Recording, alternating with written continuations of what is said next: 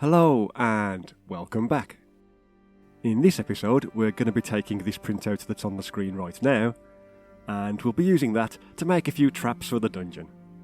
And just like all of the other PDF files, there's a link to this one down in the description, so let's get started. Okay then, for the first trap we'll need to take an empty toilet roll tube, and from that we'll cut out a piece that's 2 inches by 2.5 inches, and we'll also mark out an area that's just over a 1/2 inch wide on the one end. Next we'll use a pen or something similar, and use that to exaggerate the curve of the tube, and then we'll apply some glue to the area that we just marked out, and use that as a guide for how much of the cardboard is going to overlap when we glue it back into a smaller tube shape. So, something like that. Now, once that's dry, we'll need to take this texture here, apply plenty of glue to the back, and then wrap that around our little tube, which should result in something like this. Okay, next we'll need to cut out the 2 metal strips, apply some glue to the back, and wrap one of these around each end of the tube, just to give the whole thing a bit more bulk. So there's the first one done, and I'll really speed things up for the second one. And there you go, that's how it should look. Right then, next we'll take this texture and glue that to some card, and we'll need to make 2 of those and cut them to size. Then it's a simple matter of hot gluing these to both ends of the tube, which is exactly what you can see me doing here. And when it's done, we should end up with this kind of thing. Okay, next we'll take the floor texture and glue that to some thin corrugated card, and make sure that you're using the one that has the 3 tiny location marks, as we'll need these later on. Anyway, we're then going to take a toothpick, and we're going to be using a silver Sharpie to make it look more like metal. So here I am colouring that in. Then, when it's dry, we're going to cut out 3 small pieces, and in this example I've just made them the same size as one of the squares on the cutting mat. Then we can apply a tiny blob of hot glue to the end of one of these pieces, and glue that to one of the circles on the tube, so something like that. And we can then do the same thing with the other 2 pieces, making sure that they all line up nicely. So, this kind of thing that you can see here. Then to fix this to the base, we're just going to add some more glue to the other ends of all 3 of those pieces, and try to stick them down on top of those little location marks that I mentioned earlier. And if it's all gone according to plan, this is how it should look. Okay, next we're going to take another 5 toothpicks, but this time we'll need to colour in all of the points, like so. Then we can trim off all of those ends, and once again I've gone with a length that's about the same size as one of the squares on the cutting mat, so about 10mm. Now for this next part we could use hot glue again, but that can get a bit messy with tiny pieces like this, so instead I'm going to squeeze out some super glue onto a bit of scrap card and use that to glue all of these little spikes into place. So there you go, that's the first one done. And if I really speed this next part up, you can see me doing the same thing with all of the other spikes. So just dabbing them into the superglue, and then sticking them on top of all of the little circles that are shown on the printout. So there's the last couple being glued into place, and there you go, we should end up with something like that. Anyway, if I just set up a quick scenario here, let's assume that the party need to cross an open pit, and as such, one of our brave heroes leaps over the pit, not realising that there's a pressure plate on the opposite side. So, as they land, a panel in the ceiling slides back, releasing this wooden log that swings down on heavy chains, and in-game that could be represented by some kind of attack roll to simulate the initial impact, maybe followed up with a saving throw to avoid being knocked back into the pit itself. And if you're a particularly cruel GM, a few seconds later, a similar thing could also happen on the other side.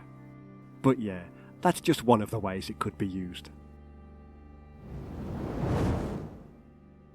For this next one, we'll first need to glue this texture to some thin corrugated card, and we'll also need to glue the face texture to some cereal box style cardboard. Then we'll cut out the first piece, including the little diamond shape in the middle, and then the second piece, but this time we're going to use a hole punch to make a nice clean hole in the middle of the mouth. Then we'll just need to glue these two pieces together, using the dark shadow on the wall pattern to help align the smaller piece. So, something like this. Next, we'll need to take one of those cheap battery-powered tea lights, like this one here, and we'll cut off that little unconvincing plastic flame piece. Then we'll apply some hot glue to the top, and then glue the cardboard assembly to the tea light. You know, with the little light bulb poking through the hole in the mouth. So, the kind of thing that you can see here. Okay, next we'll take a glue stick, and we're going to cut one end into a rough point. And, as usual, do be careful when doing this kind of thing. Anyway, this is what we're aiming for. Then we'll cut that away, and do the same kind of thing to the other end. And we're aiming for a kind of rough crystal shape, like you can see here. Then we'll do a similar thing once again to the other end of the glue stick. Then we'll need to glue these two pieces back together, so that we end up with something like that. Though we will need this to fully harden before starting the next step, so here's one that's had plenty of time to set. Right then, all we'll need to do now is that thing where we drag the glue gun up and down the piece, perhaps using a toothpick to add some extra texture here and there, just to make a more convincing flame shape. And with any luck, we should end up with this kind of thing. And once again, when that's fully hardened, we'll cut that at the narrow point where we glued the two pieces together. So, to save time, here's one that I made earlier. Okay then, so all we'll need to do now is press the tip of the glue gun into the bottom of the flame to melt the end into a kind of concave shape, and we can then stick that on top of the light bulb, just like you can see here. And there you go, that's it stuck into place, and if I turn the light on, then you can see that it should look pretty effective. Anyway, now we just need to hide the tea light away, inside a little box, but I can't really give you any dimensions for this, as you might be using thinner cardboard or foam core for your own walls, or you might not be using any walls at all, but if I tilt this towards the camera, you can hopefully see the kind of thing that I'm going for. So yeah, I'll just quickly glue the one side into place, and then the other, and I'll also put a piece across the top, just to finish it off.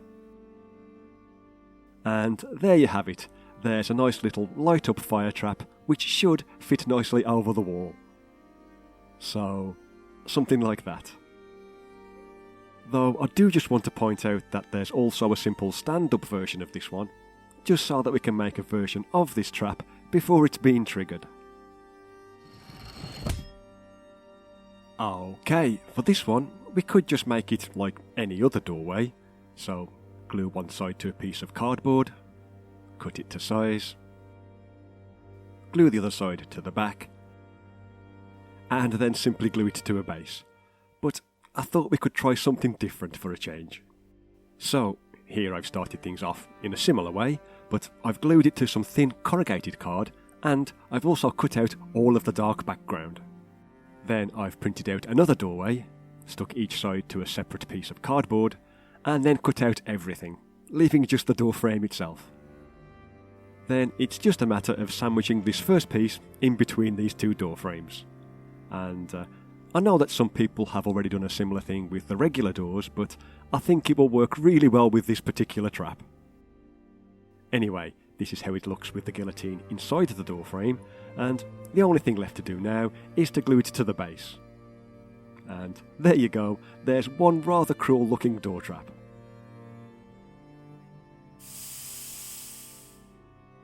Right then, to start this one, we'll glue this wall texture to some thin corrugated card, and then do the same thing for the floor texture. Then we'll cut both of those to size, and just run a line of hot glue along the bottom of the wall, and stick that to one edge of the floor tile. Basically, something like that. Okay, next we'll take a cotton bud, and we'll need to cut off one end right at the point where the cotton begins. Then we're going to try and widen the cotton at the main end, and you might need to use a toothpick to help with this, but what we're aiming for is a kind of cone shape, or if I turn it the other way around, something like a mini tornado. Anyway, once we're happy with the shape, we'll need to kind of fold the flat end back in on itself, if that makes sense, so that it kind of looks a bit like a puff of steam. That's the best way I can think of explaining it. But yeah, once we've done that, we'll need to make a couple more. Then it's just a matter of sticking all of these to the wall piece that we made earlier. And as you can see, I'm just using a bit of super glue again and gluing them on top of the little holes that are shown on the wall pattern. So there's the last one going on now, and there you go. This is probably my least favourite one in this set, but if you need to show the location where poison gas is being pumped into a room, then it should work well enough. Okay, this next one is fairly straightforward. So, first we'll make the little wall piece like we did in the last one. Then we'll take a barbecue skewer, and using the silver Sharpie again, we'll colour in the pointed end. Then, when that's dry, we'll cut off that end, and we'll need to make 3 of those. And here you can see that I've made them roughly twice the size of those that are made for the spiked log. Then we can simply glue each of the spikes on top of the holes that appear on the wall texture. As I say, this is a pretty easy one, and when that's done, we should end up with a set of good old-fashioned wall spikes.